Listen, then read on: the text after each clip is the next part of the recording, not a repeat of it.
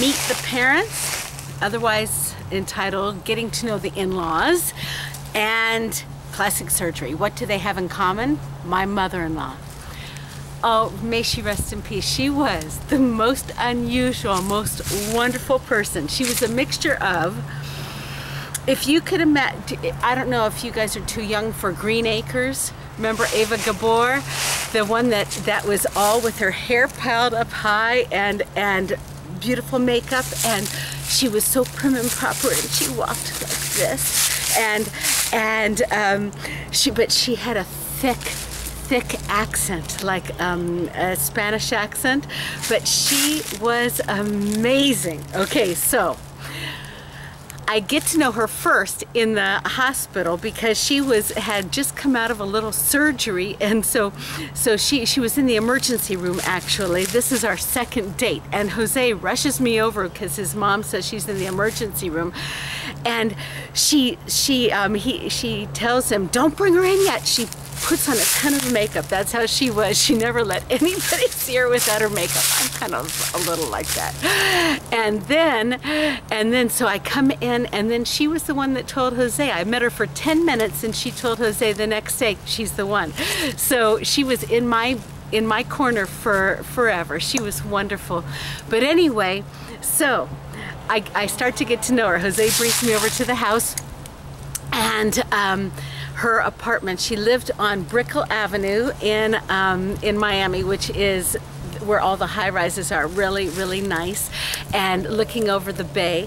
And she was on the 14th floor. She was married to a wonderful man who also passed away, named Manolo, because Jose's parents divorced when he was already in his 20s after 28 years of marriage. But anyway, they both ended up in happy lives, so it's okay.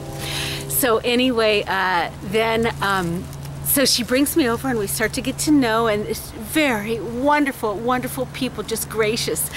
And so then she starts to brag about all of her plastic surgeries. And I had this done, and this done, and this done, and this done. And meanwhile, I'm thinking to myself, I've always wanted to I used to have a chin that went kind of like down like this a little bit. Not that extreme. It would have been if I was real big at the time. I always thought, I want to get rid of this. And then I had always thought, I had this bump in my nose, and I always thought, I want to get rid of this. And as she's talking, my mind is going 1,000,000 miles an hour. And then I started to tell her about it, and her eyes lit up. Now she had a project, me. So the thing is that, oh, she was so wonderful. The thing is that over the years, since I turned 21, right now I was about, I was 31. From the age of 21, my grandmother started to give me, who also passed away, she started to give me stock in GE, General Electric, for every birthday and every Christmas. And I had just put the papers away, and I never thought of it. But all of a sudden, I was thinking, I could trade these in, get money for them, and do the plastic surgery.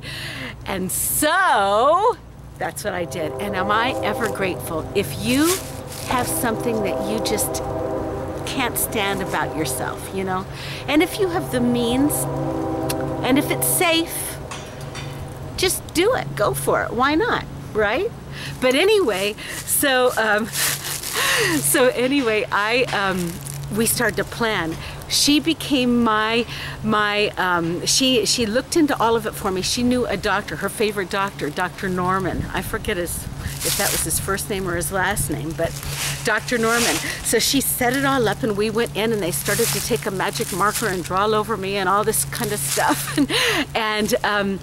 And it turned out that I had enough from the GE stock, and then I didn't know much about it, but I found out how to get the money for it, and I did.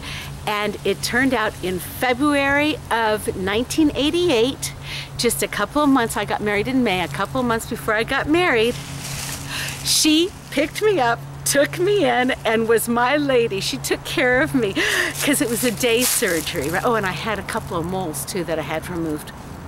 I had it all at once. So she was my person, and she drove me in poor thing, she didn't know how to drive very well. And I looked in front when I was in the car in the passenger seat, and she was driving. You know the line in the middle of the road, the turn line? She was using the turn line as an actual little place to drive. But anyway, she took care of me. And so I went through the surgeries. It was a day surgery. And when I was done, I looked like a mummy.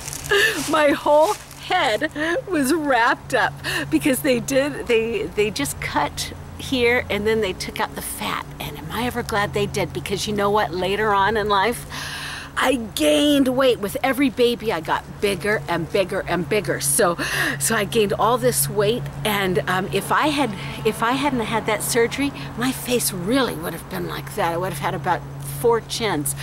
And then this little bump right here, they just took it out, and all the moles were gone. So, but I ended up with this. I look like a mummy, and through the little bandages, I said to her, I wanted cortadito, cortadito. Cortadito? Cortadito is a Spanish drink. It's like, it is mostly Cuban coffee and then a little bit of hot milk. It's the opposite is café con leche. So, and I said, cortadito and croqueta. So she took me to Versailles, which is this fine restaurant on Calle Ocho, which is Little Havana. It's where all the Cubans hang out. She took me there with all of my bandages around my head, and we went inside, and everybody was asking about it, and she was my spokesperson, and she took such pride in the plastic surgery. She was amazing. And then she babysat me. She took me back to my apartment, and she stayed with me, and we got to know each other through all of my bandages. And then it took days for my the bruises to go away and everything, but then I was so happy. I looked like a new person. I was the person I always wanted to look like, because at that time I had worked on my weight and everything, and oh my goodness, I was ready for my wedding. So I don't know what I'm going to talk about next, but that's all for now, folks. Bye.